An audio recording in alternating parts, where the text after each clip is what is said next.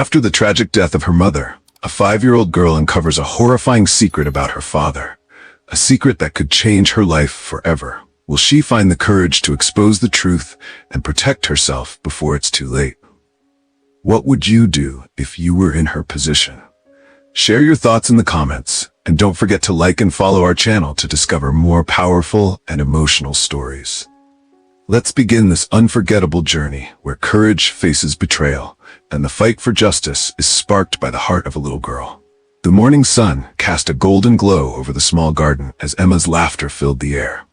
The 5-year-old darted between rows of wildflowers, her tiny hands picking the brightest blooms she could find. "Mommy, look! I found a purple one! It smells so good!" Emma exclaimed, her eyes sparkling with excitement.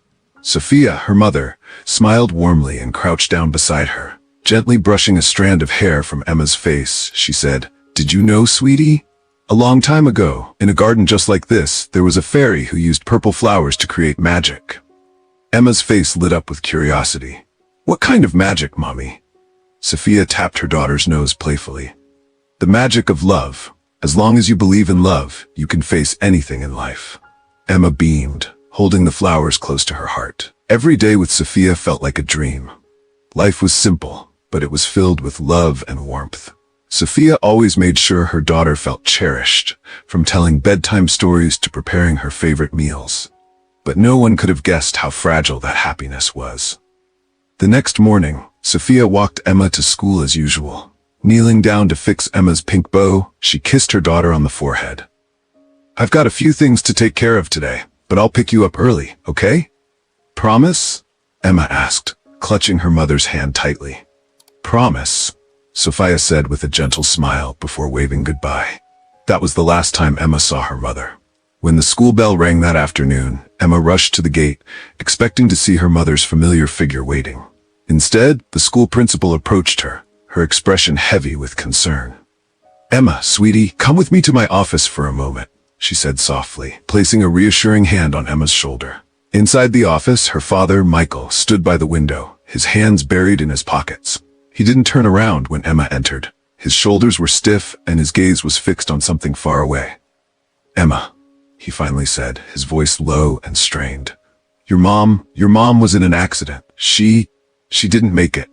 The words hit Emma like a thunderclap. She froze, her wide eyes filling with tears. No, that can't be true. Mommy promised she'd come back for me," she cried, her voice trembling. Michael stayed silent, his face unreadable. He didn't reach out to comfort her, didn't say a word to ease her pain. He simply stood there, as if detached from the moment. For Emma, her world shattered that day. The laughter in the garden, the bedtime stories, and her mother's loving words became nothing more than memories. And as the silence around her grew heavier, she clung to one question her mother had left behind. Could the magic of love really help her face the challenges ahead? The days after Sophia's death were cloaked in a heavy, suffocating silence. Emma, now a shadow of the lively child she had been, wandered the empty house clutching her stuffed rabbit, a gift from her mother on her last birthday. She lingered in corners where Sophia's laughter used to echo, hoping to catch even a faint memory of the warmth that once filled their home. But all she found was coldness. Michael, her father, seemed lost in his own world. At first, Emma thought he was grieving like she was, but soon she realized it wasn't sadness keeping him away, it was detachment. He barely spoke to her, and when he did, his words were clipped, as if every conversation was a burden. One evening, as they sat at the dinner table, Emma gathered the courage to speak. "Daddy," she started softly, her small voice trembling, "do you remember how Mommy used to make pancakes on Saturdays? Maybe we could do that this weekend?" Michael didn't even glance up from the newspaper he was holding. His voice, calm but cold, cut through the air. "There's no point in talking about the past, Emma. It's done. We need to move on." The words struck her like a blow. Emma stared at her untouched plate, her appetite disappearing. She wanted to cry, to scream, to tell him that moving on didn't mean forgetting. But instead, she clutched her rabbit tighter, the only comfort she had left. Weeks passed, and Emma's bright spirit continued to fade. Her once rosy cheeks grew pale, and the sparkle in her eyes dimmed. She spent most of her days sitting quietly, whispering to her stuffed rabbit as if it could hear her. She missed her mother so much it hurt, and the house, once a sanctuary of love, now felt like a prison of loneliness. It was during one of these somber days that Helen, Sophia's mother, arrived for a visit. Stepping into the house, Helen immediately noticed the change. The living room, once tidy and vibrant, now felt cold and neglected. But it was Emma who broke her heart the most. The little girl sat curled up on the couch, hugging her knees. She didn't even look up when Helen walked in. "Emma, sweetheart," Helen called softly, kneeling in front of her granddaughter. Emma lifted her head slowly, her eyes dull and lifeless. "Hi, Grandma," she whispered, her voice barely audible. "How are you doing, my love?" Helen asked, reaching out to gently touch Emma's hand. It was cold, just like the rest of her small, fragile body. "I'm fine," Emma replied, though her trembling voice betrayed her. Helen frowned, glancing at her granddaughter's thin frame. "Are you eating well? You look so thin." Emma nodded, but the silence that followed told Helen everything she needed to know. She sat down beside Emma, wrapping an arm around her. "You know, your mommy used to call me every day to tell me about you. She loved you more than anything in this world." Emma's lip quivered, but she didn't say a word. Helen gently pulled her closer, holding her in a warm embrace, as if trying to shield her from the loneliness that had taken root in the little girl's heart. That evening, after putting Emma to bed, Helen found Michael in the kitchen. He was scrolling through his phone, a cup of coffee growing cold on the counter beside him. "Michael," she began, her voice calm but firm, "I'm worried about Emma. She's not herself. She's barely eating, she doesn't talk much, and she just looks so lost." Michael let out a sigh, his face hardening. "She'll adjust," he said dismissively. "Kids are resilient. She just needs time." "Time won't fix this if she feels like no one cares about her," Helen countered, her voice rising with frustration. "She's grieving, Michael. She's just a child. She needs you." Michael's expression darkened as he set his phone down. "I'm doing my best, Helen," he said sharply. "You don't live here. You don't understand what it's like." Helen felt a wave of anger and sadness. "You're right. I don't live here," she said, her voice trembling. "But I know what love looks like, and I don't see it in this house anymore." Michael didn't respond. He turned away, his shoulders tense, leaving Helen standing in the kitchen with tears in her eyes. As she gathered her things to leave, she paused by the door and glanced back toward Emma's room. "Sophia," she whispered, "if you can hear me, I'll take care of her. I promise she won't go through this alone." As she stepped out into the cool night, Helen's resolve hardened. Emma needed someone to fight for her, and if Michael wouldn't do it, then she would. The house was quiet, as always, when Emma decided to tidy up her room one afternoon. Helen had been visiting, sitting in the kitchen and trying to coax Michael into a conversation, though he barely responded. Emma climbed onto a chair to reach the top shelf of her closet, where some of her mother's belongings had been stored. As she pulled down a small box, a stack of papers slipped out and scattered across the floor. Among them was a faded envelope, tucked carefully between old notebooks. The handwriting on the front made Emma freeze. It was her mother's. The words, written in Sophia's neat slanted script, read, "For Emma, if anything ever happens to me." Emma's fingers trembled as she picked it up. Her heart raced, a mix of longing and fear building in her chest. Slowly she unfolded the letter and began to read. "My dearest Emma, if you're reading this, it means I'm not there with you anymore, and that thought breaks my heart. I want you to know how much I love you and how proud I am of you. You are my greatest gift and the light of my life. There's something I need to share, even though it's hard to put into words. Lately, I've been feeling uneasy, like a shadow has fallen over our home. Your father? He hasn't been himself. He's been distant, secretive, and short-tempered. There are moments when I feel like I don't know him anymore. I can't explain it, Emma, but if something ever happens to me, I want you to remember this. It's okay to ask questions. It's okay to be brave and seek the truth. Trust your instincts and your heart, because they'll always guide you." Emma's eyes filled with tears as she finished reading. The paper shook in her hands, her mother's words echoing in her mind. She didn't understand everything, but one thing was clear. Her mother had been scared. Something had changed, and Sophia had felt it deeply. "Emma?" Helen's gentle voice broke the silence. She stood in the doorway, concern etched on her face. "What's that you're holding?" Emma turned, clutching the letter tightly. "It's from Mommy," she whispered, her voice trembling. Helen walked over and knelt beside Emma. Can I see it, sweetheart? Emma hesitated for a moment before handing it to her grandmother. Helen unfolded the paper and began to read. As her eyes scanned the words, her expression changed. First confusion, then alarm, and finally a deep sadness. When she finished, she sat back on her heels, staring at the letter as if it held all the answers she'd been searching for. Your mother? Helen's voice was barely above a whisper. She was trying to protect you, Emma. She must have known something. Emma looked up at her grandmother, tears streaming down her face. Do you think Daddy? Her words faltered, the thought too terrifying to complete. Helen pulled Emma into a tight embrace. I don't know, sweetheart, she said, her voice steady despite the storm of emotions inside her. But we're going to find out. Whatever the truth is, we'll face it together. That night, after Emma had gone to bed, Helen sat in the living room, clutching the letter. She couldn't stop rereading Sophia's words. He hasn't been himself. I feel like I don't know him anymore. The unease Sophia had felt now filled Helen, seeping into every corner of her mind. Her thoughts drifted to the weeks after Sophia's death. Michael had been oddly efficient in handling the funeral and the life insurance paperwork. Helen remembered offering to help, but he had brushed her off, saying, I've got it under control. At the time, she had chalked it up to his way of coping, but now it seemed calculated. The next morning, Helen watched Michael closely. Over breakfast, he barely spoke, his attention focused on his phone. Michael, Helen said casually, trying to mask the tension in her voice. I was going through some of Sophia's things yesterday with Emma. She found a letter, something Sophia wrote for her. Michael froze for a split second before placing his coffee cup down. A letter? He asked, his tone even but his eyes narrowing slightly. Yes, Helen replied, watching him carefully. Sophia mentioned feeling uneasy before she died. She said she was worried about you. Michael's jaw tightened. That doesn't mean anything. She was probably stressed, dealing with too much. You know how she could get.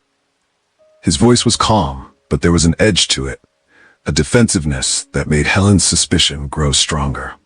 After Michael left for work, Helen made a decision. She couldn't ignore the feeling gnawing at her gut. Clutching the letter, she picked up her phone and called an old friend, David, who had worked in law enforcement for years. David, she began, her voice trembling slightly, I need your help. Something doesn't feel right about my daughter's death. And I have a letter that might prove it. The revelation from Sophia's letter lingered in Helen's mind like a storm cloud that refused to pass. Every glance at Emma, every moment spent in the house under Michael's cold presence, only strengthened her resolve. Helen knew she couldn't stand by and watch her granddaughter wither away in this oppressive environment. She had to act. One evening, after putting Emma to bed, Helen sat at the kitchen table with the letter in her hands. It had been days since she'd spoken to David, her friend in law enforcement. He had confirmed her worst fears. Sophia's death, while ruled accidental, had details that didn't quite add up. The brakes on her car had been tampered with. Someone had deliberately sabotaged it. The thought made Helen's stomach turn. She took a deep breath and opened her laptop. She knew the path ahead wouldn't be easy, but Emma deserved a safe, loving home. Helen began drafting a petition for custody, her fingers trembling with both fear and determination. Sophia, she whispered to herself, I'll do whatever it takes to protect her. Michael wasn't oblivious to Helen's growing defiance. He noticed her watching him more closely, her words laced with suspicion during their conversations. One afternoon, as he returned home from work, he found Helen seated on the couch, a stack of papers in her lap. He didn't need to ask. He knew exactly what she was planning. That evening, he called Emma into the living room. Sweetheart, he said, his voice unusually soft, how about we go shopping tomorrow? You can pick out anything you like, a new doll, maybe even some clothes for school. What do you think? Emma hesitated. It had been a long time since her father had shown her this kind of attention. She glanced at Helen, unsure of what to say. Michael smiled, kneeling to meet Emma at eye level. I just want us to spend more time together. You're my little girl and I love you so much. Emma nodded slowly. Okay, Daddy. The next day, Michael took Emma to the mall. He bought her an expensive dollhouse, a set of shiny new toys, and an ice cream cone as they walked through the bustling crowds. Emma smiled faintly, but deep down she felt something was off. This sudden burst of affection didn't feel genuine. It felt forced. During dinner that evening, Michael began planting seeds of doubt. "Emma," he said casually, "did you know Grandma's getting old? Taking care of a little girl like you must be really hard for her." Emma frowned, her fork pausing midair. "But Grandma takes care of me all the time." Michael forced a smile. "I know, sweetie, but wouldn't it be better if we stayed together? Just the two of us? I'm your dad, after all. Families are supposed to stick together." Emma didn't respond, but Helen noticed the confusion in her granddaughter's eyes. Michael's words were calculated, designed to manipulate Emma into questioning her bond with her grandmother. Helen wasn't blind to Michael's tactics. She noticed the new toys, the trips to the mall, and the way Michael spoke to Emma when he thought she wasn't listening. But Helen wasn't deterred. If anything, it fueled her determination. She began gathering evidence meticulously. She requested copies of Sophia's life insurance policies, noting how quickly Michael had tried to change the beneficiaries after her death. She contacted neighbors and friends, asking if they'd noticed anything unusual about Michael's behavior. Slowly but surely, she built a case to prove that Michael's neglect and emotional distance were harming Emma. One evening, as she sorted through documents, Helen looked at Emma sitting quietly at the dining table, drawing with her new crayons. "Emma," Helen said gently, "do you like spending time with your daddy?" Emma shrugged. "He's nice sometimes, but I miss Mommy, and I like being with you, Grandma." Helen felt her heart ache at the honesty in Emma's voice. She knelt beside her and placed a hand on her shoulder. "I love you, Emma, and I promise I'll always do what's best for you." Michael wasn't about to lose without a fight. As he sensed Helen closing in, he began spreading rumors. He told friends and acquaintances that Helen, at her age, wasn't capable of raising a child. "She's overwhelmed," he said to a coworker over the phone. "She's trying, but it's just too much for her. I think she means well, but Emma needs stability." He even contacted a social worker, fabricating complaints about Helen's ability to care for Emma. "Her house isn't safe," he claimed. "She can barely keep up with things. I don't want Emma to grow up in an environment like that." Helen, aware of Michael's ploys, prepared herself for the challenges ahead. She knew his tactics were underhanded, but she also knew the truth was on her side. Sophia's letter, Michael's emotional neglect, and the mounting evidence of his suspicious behavior were all pieces of a puzzle she was determined to complete.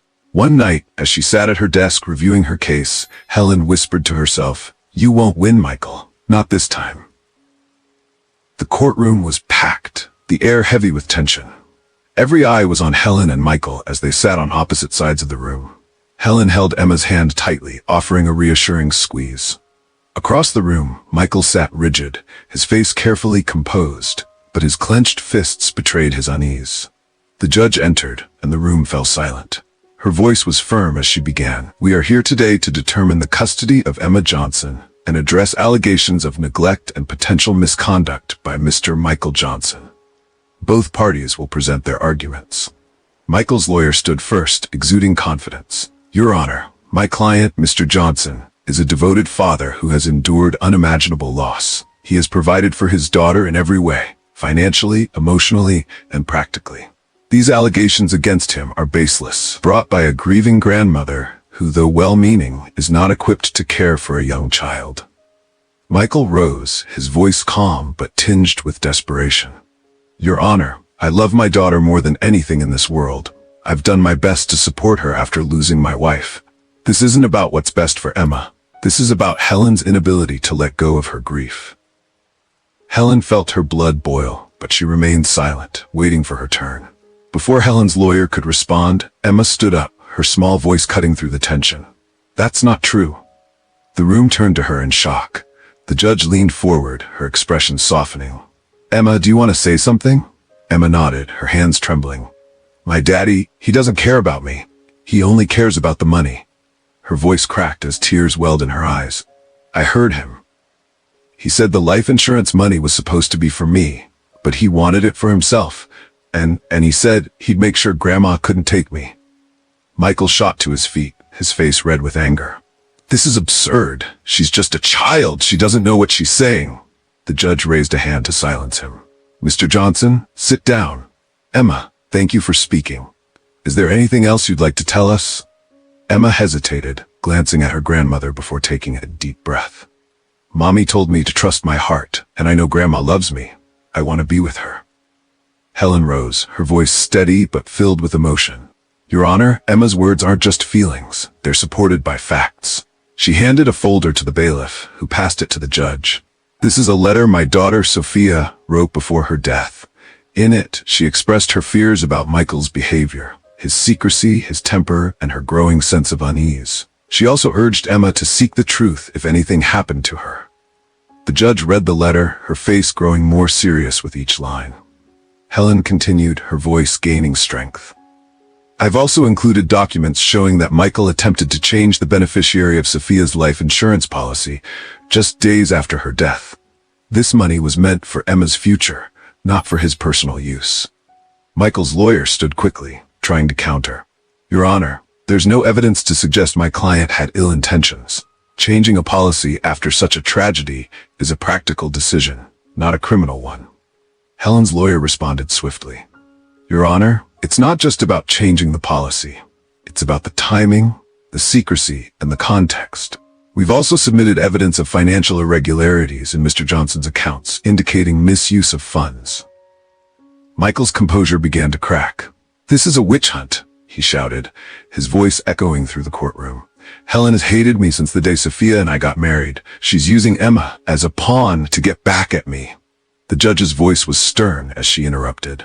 Enough, Mr. Johnson. Your behavior today does not inspire confidence in your ability to provide a stable environment for your daughter.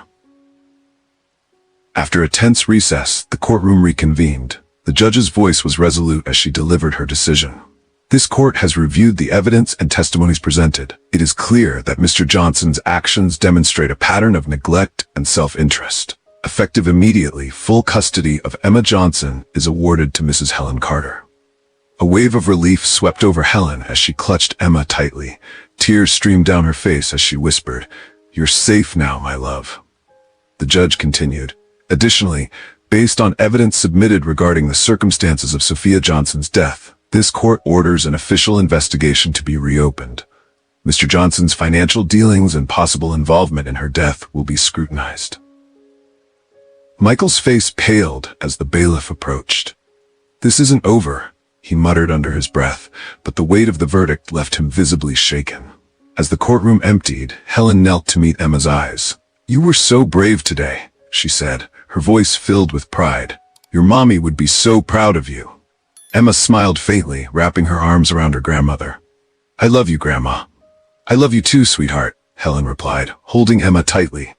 For the first time in months, they both felt a glimmer of hope for the future. The gavel struck the judge's desk and the courtroom fell silent. Michael sat frozen in his seat, his face drained of color. The judge's voice rang clear and unwavering. This court finds sufficient evidence of neglect and potential financial misconduct. Full custody of Emma Johnson is awarded to Mrs. Helen Carter. Furthermore, the court orders an official investigation into the suspicious circumstances surrounding the death of Sophia Johnson. Gasps rippled through the room, but Helen remained steady, her grip on Emma's hand firm. Emma leaned against her grandmother, her small frame trembling but relieved. For months she had carried a burden too heavy for a child, but now it was over. Michael rose abruptly, his chair scraping against the floor. You can't do this, he shouted. This is my daughter. The bailiff stepped forward, motioning for Michael to calm down. Mr. Johnson, your behavior today has only solidified this court's decision. You will be notified of further legal proceedings regarding the investigation into Mrs. Johnson's death. Michael's protests faded as the bailiff escorted him out of the courtroom. His presence, once a looming shadow over Emma's life, was finally removed. Days after the trial, Helen and Emma moved into a modest but cozy home at the edge of a quiet neighborhood. It wasn't much, but to Emma, it felt like a sanctuary. The house was filled with warm sunlight during the day and the soft hum of Helen's lullabies at night. Slowly, Emma began to shed the weight of her past. Helen poured her heart into creating a safe and loving environment for Emma. She cooked meals that reminded Emma of her mother, filled the house with books and games, and always made time to listen when Emma wanted to talk. One evening, as they sat together in the living room, Emma picked up a worn storybook from the shelf. Grandma, this was Mommy's favorite story to read to me, she said softly, handing it to Helen. Helen smiled, her eyes misty. Then let's read it together, sweetheart. As Helen opened the book, her voice carried the familiar warmth that Sophia's once had. Emma closed her eyes, letting the words wash over her. In that moment, she could almost feel her mother's presence, gentle and loving, like the memory of a warm embrace. When the story ended, Emma looked up at her grandmother. "Do you think Mommy knows we're okay now?" Helen stroked Emma's hair, her voice steady but full of emotion. "I believe she does, Emma, and I think she's so proud of you, of how brave you've been." Emma smiled, a tear slipping down her cheek. "I miss her, but I'm happy we have each other." "So am I," Helen said, pulling Emma into a hug. "And we'll keep her memory alive, together." Over the following weeks, Emma began to flourish in her new home. She started a new school, made friends, and found joy in the small, simple moments that had once felt so distant. Helen, though still grieving for her daughter, found solace in watching Emma's resilience. On a quiet afternoon, as they planted flowers in the garden, Emma turned to Helen and said, "Do you think Mommy would like these flowers?" Helen paused, her hands brushing the soil. "I think she'd love them. You know, your mom always said flowers remind us that even after the hardest winters, something beautiful can bloom." Emma nodded, a thoughtful expression crossing her face. "Like us, right? We're blooming." Helen smiled, her heart swelling with pride. "Exactly, my love. We're blooming." This story reminds us of the strength found in love, courage, and standing up for what's right. Helen and Emma's journey teaches us that even in the darkest times, hope can bloom, and justice can prevail. It's a powerful reminder that every voice matters, no matter how small, and that family is built on love, care, and unwavering support. If this story touched your heart, don't keep it to yourself. Hit the like button to let us know you enjoyed it, share this video with someone who could use a little inspiration today, and subscribe to our channel for more meaningful and uplifting stories. Your support means the world to us and helps our team continue creating content that matters. Together, we can share stories that inspire, empower, and make a difference.